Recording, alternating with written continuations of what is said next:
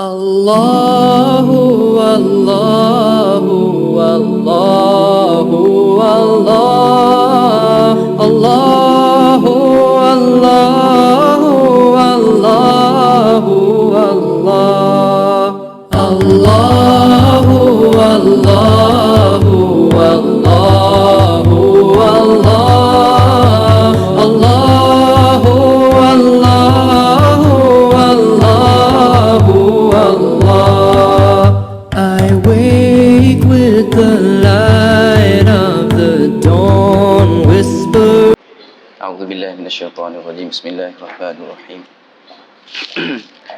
الحمد لله رب العالمين والصلاة والسلام على أشرف الأنبياء والمرسلين وعلى آله وصحبه أجمعين اللهم علمنا بما ينفعنا وانفعنا بما علمتنا إنك أنت العليم الحكيم ربنا اشرح لنا صدورنا ويسر لنا أمورنا واحلل عقدة من ألسنتنا يفقهوا أقوالنا أما بعد. Alhamdulillah, segala puji bagi Allah kerana pada hari ini kita masih sama-sama dapat berkumpul dalam satu majlis tazkirah ringkas, insya-Allah yang akan membincangkan berkenaan dengan tajuk-tajuk sama ada berkenaan dengan agama, berkenaan dengan muamalat dan sebagainya lah.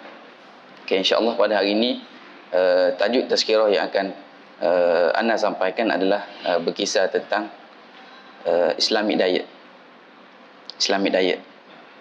ataupun bahasa Arab kita panggil An-Nizam Al-Ghadai Al-Islami.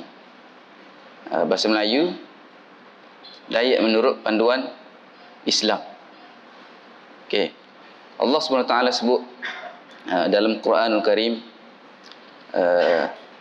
surah Al-Baqarah ayat 168. Ya ayyuhan nas kulu mimma fil ardi halalan tayyiba wa la tattabi'u khutuwatis syaitan innahu lakum aduwwum mubin.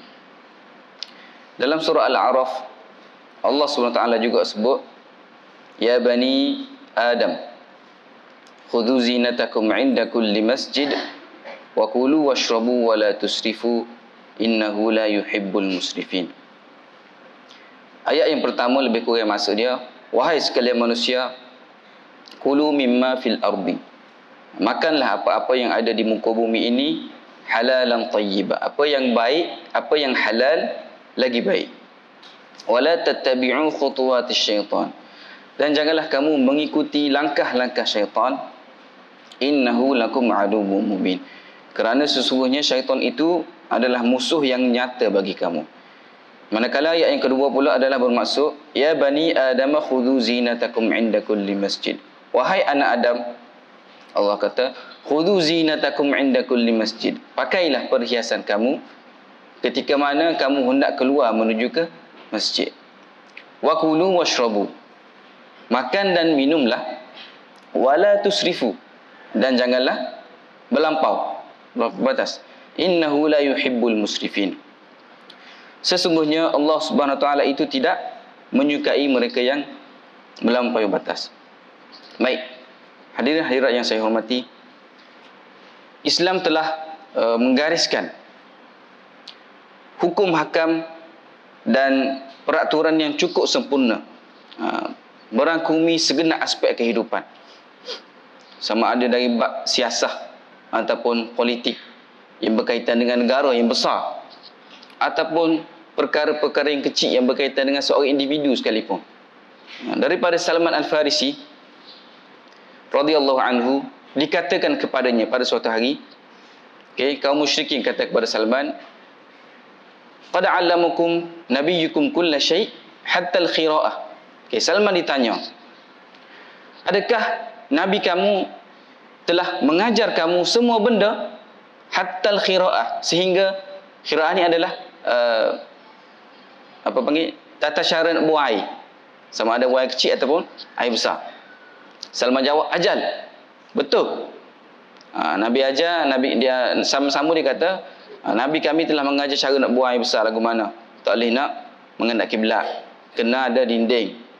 Bila nak istinja ataupun nak basuh, kena tangan kiri, tak boleh tangan kanan. Kalau nak istinja dengan batu, tak boleh istinja kurang daripada 3 biji batu. Tak boleh nak beristinja dengan tulang ataupun najis. Jadi daripada sebesar-besar perkara seperti yang anda sebut berkaitan dengan politik, berkaitan dengan negara, Islam merangkumi semua, apatah lagi berkaitan dengan makanan yang kita akan sebut pada hari ini. Hari ini kita ataupun anda sendiri ataupun ustaz, para asatizah, para agamawan lebih banyak memfokuskan kepada perkara-perkara yang berkaitan dengan hukum hakam seperti fiqh, seperti akidah, seperti tafsir dan sebagainya.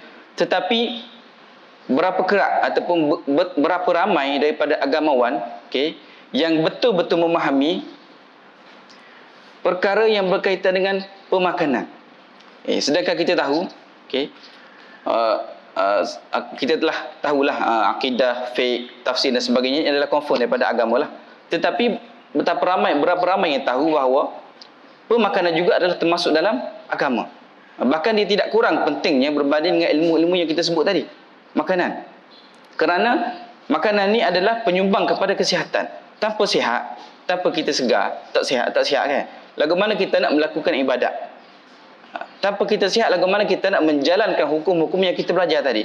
Sama ada berkaitan dengan tafsirnya, akidahnya dan sebagainya. Mengikut kajian 70% ataupun 80% daripada penyakit yang menimpa manusia pada hari ini adalah berpunca daripada makanan, berpunca daripada pemakanan. Maknanya silap cara makan, maka boleh nyakit. Betul cara makan, insya-Allah sihat sepanjang hayat. Baik. Al-Quran dan Sunnah ni adalah rujukan yang terbaik. Al-Quran dan Sunnah adalah rujukan yang terbaik dalam menggariskan asas diet ataupun asas pemakanan kepada manusia. Walaupun tidak disebutkan secara khusus. Bila kita baca Quran, bila kita baca hadis, Allah ataupun Nabi SAW tidak menyebutkan secara khusus apa yang perlu dimakan dan apa yang perlu ditinggalkan. Allah tak sebut makan nasi sekian-sekian, makan nasi kena beras basmati untuk sihat. Nabi juga tidak sebut makan kena makan banyak ni, benda ni tak boleh makan, benda tu boleh makan. Tidak, Nabi tidak sebut secara khusus. Tetapi Al-Quran dan hadis menjadi asas ataupun tapak yang penting untuk kemajuan ataupun kajian kepada ilmu-ilmu sains nutrisi yang mari kepada hari ini. Kerana tanpa asas ataupun tapak daripada Al-Quran dan Sunnah, mana mungkin wujudnya ilmu-ilmu sains nutrisi yang bertepatan dengan Islam. Asas dan tapak-tapak yang Al-Quran dan As-Sunnah bina ini sangat bertepatan dengan konsep saintifik yang ada pada hari ini. Betapa banyak kajian-kajian yang muncul daripada ilmuwan-ilmuwan barat sekalipun, walaupun tidak ilmuwan Islam, ilmuwan barat yang tidak Muslim, muncul mengkaji perkara-perkara yang berkaitan yang bertepatan dengan anjuran Nabi. Begitu juga dengan anjuran Al-Quran. Baik. Tajuk kita diet ataupun pemakanan menurut Al-Quran dan Sunnah ataupun pemakanan menurut Islam. Pertama sekali kita kena pergi kepada pemahaman diet. Apakah itu diet? Diet adalah amalan pemakanan. Pada hari ini ataupun kebanyakan orang awam pada hari ini banyak berlaku salah faham berkenaan diet. Bila sebut diet, contoh kita ajak sahabat kita makan. Jom kita pergi sarapan. Jadi sahabat kita menolak dengan katanya tak apa nak makan ni diet. Jadi dia tak sih makan sebab dia diet. Dia silap faham. Sebenarnya diet adalah makan. Diet adalah amalan pemakanan. Bila dia tak sih makan sebab dia kata diet, tu maksudnya bukan diet, maksudnya dia berlapar. Diet dan berlapar adalah suatu yang berbeza. Bila dia tak sih makan dengan alasan dia diet, maknanya dia berlapar. Kalau dia diet, dia kena makan. Cuma cara pemakanan dia lagu mana? Sebab tu kita dengar istilah-istilah yang disebut sebagai diet Mediterranean, diet Timur Tengah, ataupun diet ketogenik, diet yang makan protein sahaja, ataupun diet vegetarian, diet yang makan sayur sahaja, diet IF, intermittent fasting. Maknanya ni adalah amalan pemakanan. Amalan pemakanan Timur Tengah, amalan pemakanan keto, amalan pemakanan vegetarian. Bukan bermaksud diet ni maksud dia tak makan. Bukan maksud berlapar. Okey. Hadirin-hadirat saya hormati, kita pergi kepada apakah saranan Al-Quran dan hadis ataupun saranan Islam yang menggariskan panduan tentang lagu mana cara nak makan ataupun apakah amalan pemakanan yang baik untuk kesihatan. Okey, pertama sekali Allah SWT sebut dalam Quran surah Abasa, falyanzuril insanu ila ta'ami, falyanzuril insanu ila ta'ami. Falyanzur, lamul amri bergabung dengan fi'il mudhari'. Fi'il mudhari' ni adalah fi'il yang apa panggil, sama ada berlaku sekarang ataupun yang akan datang. Tapi bila dia bergabung dengan lamul amri, dia bermaksud suruhan. Bermaksud suruhan. Bila lamul amri bergabung dengan fi'il mudhari' bermaksud suruhan. Jadi Allah menyuruh manusia untuk memerhatikan makanan. Falyanzuril insan, maka hendaklah manusia itu memerhatikan ila ta'ami, kepada makanan dia. Ini adalah asas yang pertama. Nak makan boleh, tapi tengok dulu, perhatikan makanan kita tu lagu mana. Okey. Yang kedua, bila Allah suruh perhatikan makanan, okey, apa dia nak lagu mana nak cara nak memerhatikan makanan? Allah sebut dalam surah Al-Baqarah yang anda sebut pada awal tadi, ya ayyuhan nasu kulu mimma fil ardi halalan tayyiba. Kita nak perhatikan dari segi halal lagi baik. Halal lagi baik. Tidak halal saja, tidak baik saja. Okey. Dalam Al-Quran, bila Allah sebut berkaitan dengan halal, berkaitan dengan makanan yang halal, dia tidak akan lari daripada ada kalimah tayyibah di belakang. Kalau kita perasan. Bila halal, bila mari halal, automatik di belakang itu akan ada tayyibah. Sebab apa? Okey, sebabnya bila kita teliti, bila kita kaji, okey, ada beberapa jenis makanan yang kita ketahui, walaupun halal, dia tidak baik untuk kita. Tidak baik untuk kesihatan. Contoh, gula. Okey, gula ni halal. Semua makruf, gula adalah halal. Tetapi pengambilan yang banyak ataupun pengambilan yang melampau boleh memudaratkan kesihatan. Semua makruf lah kau. Sama juga anda sebut macam Maggi halal. Bila kita tengok, bila kita beli, ada tanah halal di Maggi. Tapi pengambilan yang melampau, pengambilan yang banyak secara kerap boleh memudaratkan dan dia tidak tayyibah, tidak baik. Jadi walaupun makanan yang kita ambil itu halal, okay, kita cek, kita kaji dah halal, tetapi tidak semestinya dia baik. Dalam satu ayat lain Allah sebut, kulu min tayyibati ma razaqnakum. Makanlah daripada apa-apa yang baik yang kami rezekikan kepada kamu. Berbeza,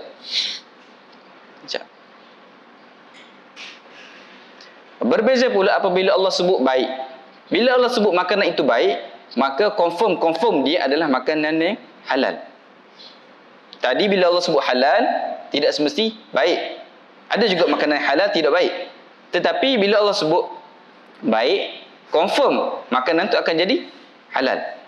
Itu adalah cara bagaimana kita nak perhati makanan kita melalui suruhan Allah yang pertama tadi daripada surah surah Abasa. Okey. Banyak makanan dan minuman yang Allah haramkan dalam Al-Quran, ternyata memberi kemudaratan. Seperti mana Allah sebut dalam surah tak silap surah Al-Maidah. Maitah, bangkai, dam, darah, daging khizir, arak dan sebagainya lah. Jadi makanan-makanan yang confirm mendatangkan kemudaratan adalah makanan yang Allah haramkan dalam Al-Quran. Okey. Bila kita telah tahu lagu mana kita nak memerhatikan makanan kita, iaitu dari sudut sama ada dia halal dan baik, kemudian kita nak perincikan lagi. Kita nak perincikan lagi lagu mana. Okey, lagu mana makanan yang halal dan tayyibah itu. Okey. Dalam surah Al-A'raf, dalam surah Al-A'raf Allah sebut, ya bani Adam khudhu zinatakum 'inda kulli masjidin wa kulu washrabu wa la tusrifu. Okey, ini adalah garis panduan yang ketiga. Selepas Allah suruh memperhatikan makanan, Allah suruh pilih sama ada nak cari hak halal lagi baik ataupun nak cari hak tidak halal dan baik. Kemudian Allah gariskan satu lagi panduan dalam Al-Quran, surah Al-A'raf, Allah suruh makan dan minumlah, tetapi janganlah melampaui batas, jangan berlebih-lebihan. Wala tusrifu. Okey. Daripada Miqdad bin Ma'di Yakrib, anin Nabi sallallahu alaihi wasallam, annahu qala ma mala'a ibnu Adam wi'aan syarran min batnih. Bihasab ibni Adam luqaymat yuqimna sulbah fa in kana la budda fa'ilan fa thuluthu li ta'amihi wa thuluthu li syarabihi wa thuluthu li nafasihi. Hadis rawahu Tirmizi wa hasanah. Okey, daripada Miqdad, Nabi sallallahu alaihi wasallam sebut, ma mala'a ibnu Adam, tidaklah anak Adam itu memenuhi wi'aan, satu bekas. Okey, tidaklah anak Adam itu memenuhi satu bekas wi'aan syarran min batni, lebih buruk daripada perut dia. Maknanya tidak ada bekas yang anak Adam itu isi lebih buruk daripada perutnya. Okey. Bihasab ibni Adam, Nabi sebut cukuplah bagi seorang anak Adam itu luqaimat, maksudnya beberapa suapan. Luqaimat, beberapa suapan. Yuqimna sulbah, yang boleh menguatkan tulang belakang dia. Tetapi fa in kana la budda fa'ilan, tetapi jika anak Adam itu berasa tak boleh nak makan sikit. Luqaimat ni beberapa suapan ni maksud dia makan sikit. Tapi berasa tak boleh nak makan sikit, berasa nak makan banyak, Nabi sebut fasulutu li ta'amihi, maka jadikanlah 1/3 tu daripada makanan, wasulutu li syarabihi, 1/3 untuk minuman, wasulutu li nafasihi, 1/3 untuk nafas. Okey. Persoalan dia, lagu mana kita nak ukur 1/3 ni bila masuk dalam perut? Bila masuk dalam perut, lagu mana kita nak ukur 1/3? Kalau kita guna mizan, contoh kita timbang. Contoh kita ambil nasi 200 gram, air 200 ml, nafas. Okey, lagu mana kita nak mizan, kita nak timbang nafas? Mustahil. Cara yang paling senang adalah kita makan. Kita makan dan kita minum air, dan selepas pada minum air, kita rasa boleh bernafas dengan sempurna ataupun dengan selesa, maksud dia kita telah mempraktikkan sunnah yang Nabi ajar. 1/3. Tetapi bila kita makan dan kita nak minum air, kita berasa tak boleh. Tak boleh pergi. Tak boleh sumbat dah. Jadi bermaksud kita telah memenuhi 3/3 perut kita tu dengan makanan sahaja. Ataupun kita makan dan kita minum air. Selepas kita minum air, kita berasa tak selesa untuk bernafas. Kelantan sebut so'ah. Okey. Jadi pada waktu ni kita telah memenuhi 1/2 dengan makanan, 1/2 dengan minuman. Nafas tak masuk, tak boleh nak masuk. Itu adalah cara yang kita nak timbang. Lagu mana kita nak memenuhi 1/3 daripada perut, berdasarkan saranan daripada Nabi sallallahu alaihi wasallam. Okey. Yang seterusnya, dalam Islam kita ada satu ibadat yang kita panggil sebagai puasa. Jadi saranan pemakanan menurut Islam adalah dengan tidak makan, iaitu berpuasa. Dan jadi puasa ni adalah salah satu daripada diet yang sunnah telah gariskan untuk kita menjaga kesihatan. Paling tidak dalam setahun 30 hari wajib. Paling tidak. Yang paling comel sekali adalah 2 kali seminggu, Isnin dan Khamis. Sebagaimana saranan Nabi SAW. Okey, seterusnya, pemakanan Islam adalah bertunjangkan tumbuhan. Tumbuhan. Islam dia menitik beratkan pemakanan daripada tumbuhan sebagai bahan utama dan terpenting. Maknanya buah-buahan, sayur-sayuran dan sebagainya lah. Tetapi dalam masa yang sama, Islam tidak mencegah umatnya ataupun tidak melarang umatnya kita untuk mengambil sumber haiwan, macam daging, daging merah, daging putih, telur, susu, semua makanan yang bersumberkan daripada haiwan, tak ada masalah.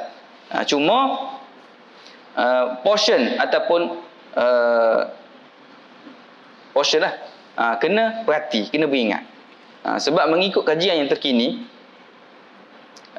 faktor yang menyumbang kepada kolon kanser, kanser perut, faktor utama yang menyumbang kepada kolon kanser adalah daging merah, pemakanan daging. Jadi kalau hampir setiap hari kita dah makan daging, jadi kesihatan tu akan merosotlah. Boleh membawa kepada macam-macam penyakit. Jadi diet yang paling ataupun paling sempurna mengikut Islam adalah diet yang bersumberkan tumbuhan. Okey. Allah sebut dalam surah Al-Waqi'ah. Dalam surah Al-Waqi'ah Allah cerita pasal kehidupan manusia yang telah masuk syurga.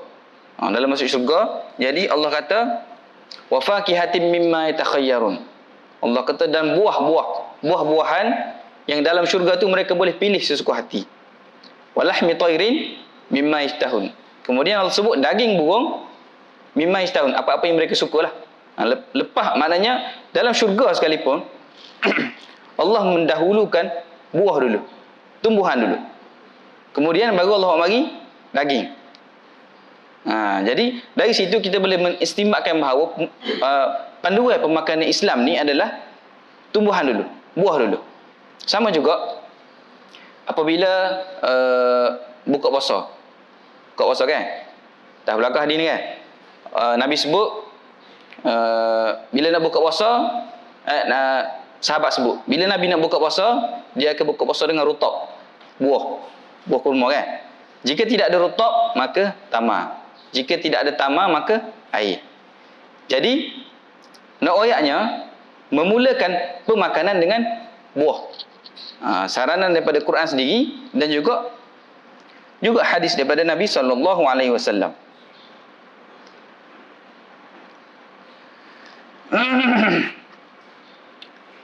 Okey.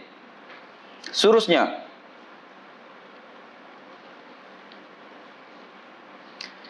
Islam juga tidak menggalakkan makan pada waktu malam. Okey. Poin ini ataupun saranan ini kita ambil daripada surah Yunus ayat 67. Huwallazi ja'ala lakumul laila litaskunu fihi wan nahara mubsira. Inna fi dzalika laayatin liqaumin yasma'un. Allah lah yang menjadikan bagi kamu al-lail, iaitu malam, litaskunu fiha, supaya kamu berehat padanya. Wan nahara mubsira, dan siang dijadikan masa untuk berusaha, hijrah. Inna fi dzalika laayatin liqaumin yasma'un. Pada demikian terdapat petunjuk bagi orang yang mendengar. Jadi Allah menjadikan malam sebagai waktu untuk berehat. Okey, berehat ni definisi dia adalah tahu agak berapa. Jadi tubuh badan kita perlu kepada rehat, termasuk juga organ usus perut kita. Mengikut pakar pemakanan daripada UiTM, katanya anda tak ingat nama.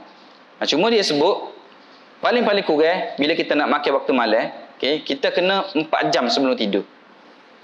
Jadi kalau makan pukul 7, tidur pukul 11. Kalau makan pukul 6, tidur pukul 10. Bila kita tidur dalam keadaan perut kita penuh, maka tidur kita itu adalah tidur yang tidak berkualiti. Sebabnya mata tidur tapi organ tubuh pada kita berfungsi dengan kuat. Perut mencerna makanan, otak menghantar signal kepada perut untuk mencerna makanan. Usus mengeluarkan asid gastrik untuk menghancurkan makanan. Jadi walaupun hakikat dia kita tidur, mata pejam, tapi badan kita tidak tidur, tidak berehat. Jadi perkara ini boleh mendatangkan kemudaratan kalau kita amalkan dalam waktu yang lama. Okey.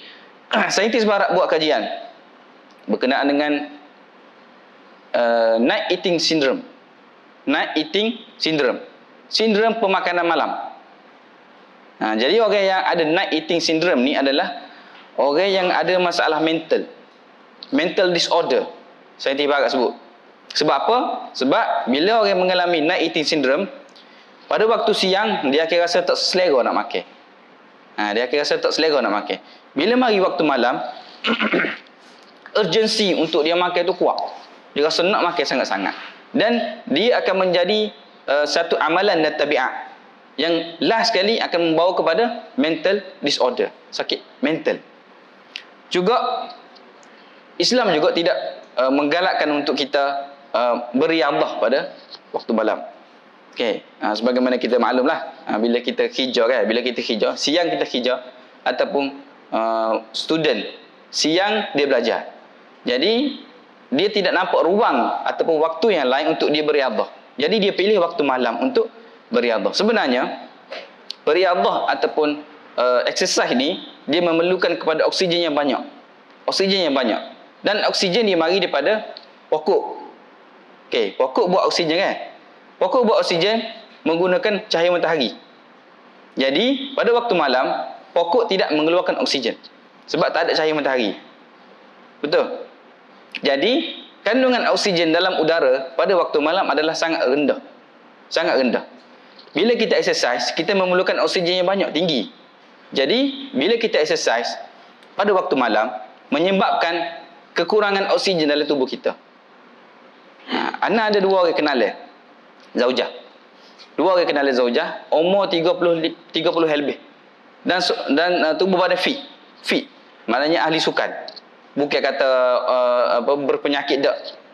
Dan salah seorang itu cycling pada waktu malam dan dia kolaps, dia rebah, meninggal dunia serta-merta.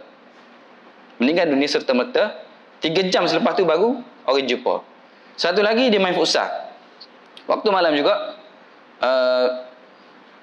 dia rasa sangat letih. Sayang dia cerita dia rasa sangat letih. Dia kata dia nak berhenti sekejap, nak tidur. Nak berhenti sekejap, nak tidur dia kata. Jadi dia pun keluar daripada court, daripada gelanggang tu, dia baring. Bila dia baring, dia tak bangun dah. Bila dia baring dia tak bangun dah. Sebab oksigen tak ada nak pergi ke otak. Kita main ramai-ramai, main futsal ramai-ramai. Jadi seolah-olah kita berebut oksigen yang terhad tu. Jadi salah satu patah lagi bila main futsal ni, bila main permainan yang meletihkan ni, dia tak boleh baring. Sebab bila baring, sistem tubuh dia berhenti. Bila sistem tubuh dia berhenti, oksigen tak pergi ke otak. Bila oksigen tak pergi ke otak, dia tak bangun lah lepas tu. Jadi dua kes daripada pemanggil manusia, daripada tubuh yang muda dan sihat, fit. Tetapi Allah takdirkan meninggal dunia disebabkan exercise pada waktu malam. Sangat-sangat perlu dielakkan lah. Kalau boleh. Kita training futsal petang, alhamdulillah. Jadi tidak ni lah. Tidak mudarat lah insya-Allah. Okey. Begitu juga makan tadi lah. Maknanya makan pun tak boleh. Sebolehnya elak makan waktu malam. Dan juga exercise pun lebih-lebih lagi lah. Kalau makan ni dia tidak mari mudarat sedebu. Kalau exercise ni dia mungkin mari mudarat dalam masa yang tu juga. Masa tu juga. Lepas exercise tu kena selalu. Okey. Mungkinlah kalau nak exercise juga tak boleh nak lari. Maknanya nak cari waktu lain tak ada. Waktu cuti untuk anak dan isteri. Jadi waktu kerja kita nak exercise juga tak apa. Kita ambil orang macam main pingpong, sikit. Dah main badminton ke. Ataupun permainan-permainan yang tidak meletihkan sangat. Okey. Selepas itu okey, juga Islam juga menggariskan ataupun panduan ataupun tata cara yang kita panggil sebagai adab makan. Adab makan tadi saranan nak pilih makanan, nak makan waktu bila, nak makan banyak mana. Juga Islam juga menulis ataupun menggariskan beberapa panduan berkenaan dengan adab makanan. Contohnya masa makan tak boleh bersandar. Ada larangan yang jelas daripada Nabi dalam hadis yang sahih. Okey, sebab dia adalah bila kita bersandar, okey, kedudukan esophagus, saluran yang pergi kepada perut ni, dia belok. Dia tidak betul. Jadi bila kita bersandar, perjalanan makanan nak pergi kepada perut tu lambat, slow. Jadi proses pencernaan akan terganggu. Bila kita duduk gini, duduk betul, esophagus dengan perut tu akan jadi selari, comel. Itu adalah antara hikmah yang baru ditemui pada hari ini dan telah diperkatakan oleh Nabi pada 140,000 1400 tahun yang lepas. Antara mukjizat. Okey, juga Nabi sebut, Nabi larang makan secara berdiri. Makan secara berdiri. Dalam satu hadis Nabi sebut dia larang minum berdiri minum berdiri. Lepas tu sahabat tanya, kalau makan berdiri kan? Nabi kata, fadzalika huwa syarrun wa akhbas. Lebih buruk dan keji, Nabi kata. Tetapi bab minum berdiri ni dia ada khilaf lah. Sebab ada hadis lain yang mengatakan bahawa Nabi pernah minum berdiri. Nabi minum air Zam-Zam berdiri. Dan Ali juga dilihat minum berdiri. Jadi ulama menyesuaikan antara hadis ni, memadankan antara hadis ni dengan mengatakan bahawa minum berdiri itu tidak haram ataupun tidaklah berdosa, cuma dimasukkan dalam bab makruh sahaja. Boleh tak ada masalah, cuma tak comel. Berbeza dengan makan tak ada khilaf.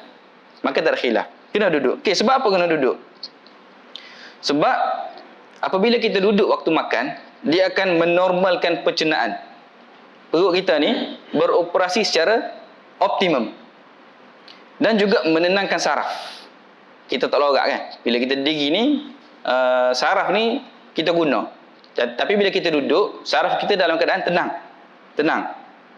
Yang merupakan antara ikhtiar untuk mengelakkan radang sendi. Gauk. Jadi nak elak gauk, jangan makan diri. Gitulah, lebih kurang lah. Okey. Juga makan duduk juga boleh mengelakkan pedih ulu hati, menjadikan penghadaman itu baik, boleh mengelakkan kembung perut. Sebab apa kembung perut? Makan diri. Sebab gas daripada karbo yang kita makan tu tidak tercerna dengan baik. Jadi kembung. Maknanya kalau pencernaan tu baik, dia tak kembung, dia akan keluar sama ada daripada sedawa ataupun daripada belakang lah. Okey. Yang seterusnya.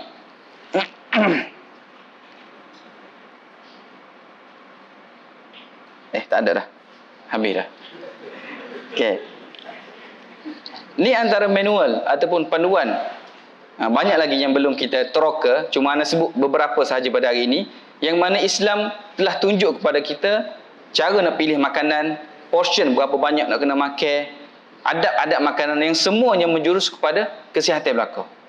Islam ni dia ada satu perubatan yang kita panggil sebagai at-tibbul wiqai ataupun perubatan pencegahan.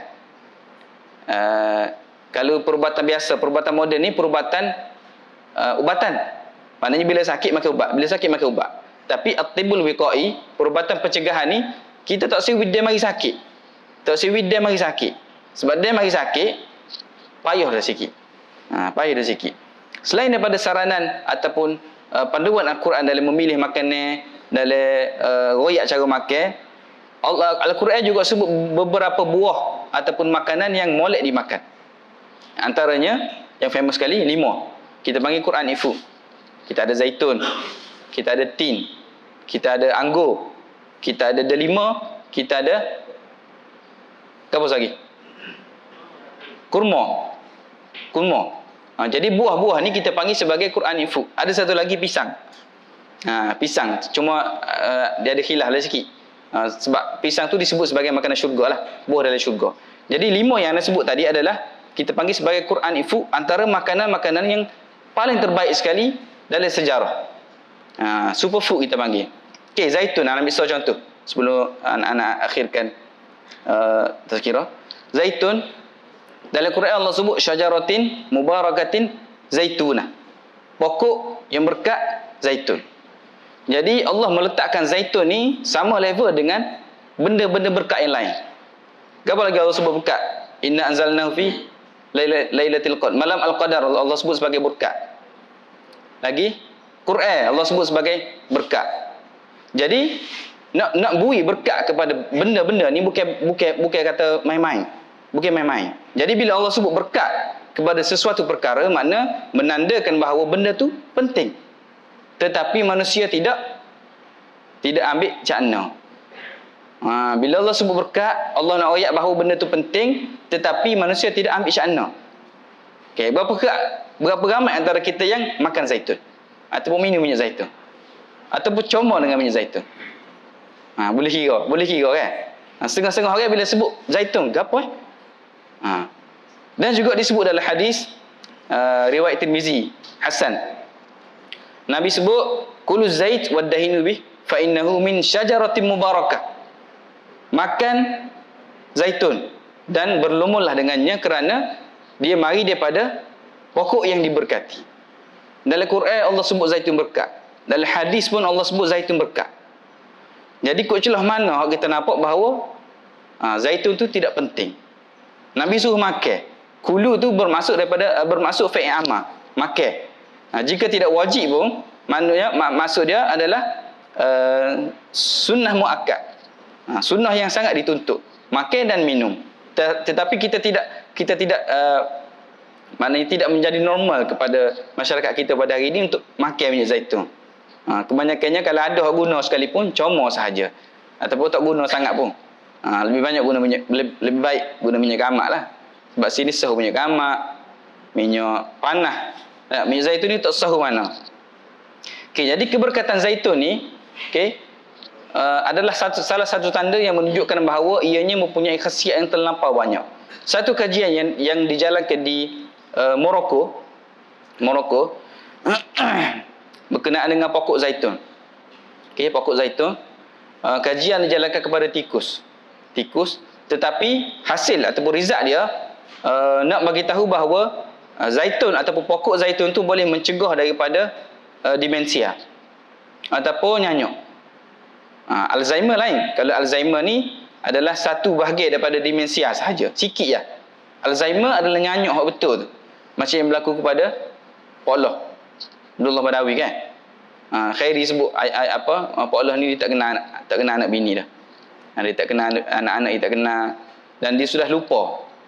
Okay, Nabi juga ada ajar kepada kita satu doa yang khusus untuk elok daripada nyanyuk. Jadi penyakit nyanyuk ni adalah penyakit yang sangat digeruni oleh semua orang. Semua orang tak si nyanyuk. Sebab apa? Bila nyanyuk sahaja, usahkan anak-anak, usahkan bini, Tuhan pun dia tak akan ingat. Jadi, apalah gunanya tubuh yang sihat jika ingatan kepada anak-anak dan Tuhan sendiri tak ada. Tak guna sikit abu. Kita jaga pemakanan, kita sihat. Tetapi kita terlupa untuk menjaga ingatan kita. Jadi di antara khasiat yang sebut tadi lah, zaitun tu boleh mencegah daripada demensia. Salah satu. Untuk buah-buah selanjutnya kita boleh hurai selepas ni lah. Wallahu a'lam wa sallallahu ala sayyidina Muhammad wa ala alihi wa sahbihi wasallam.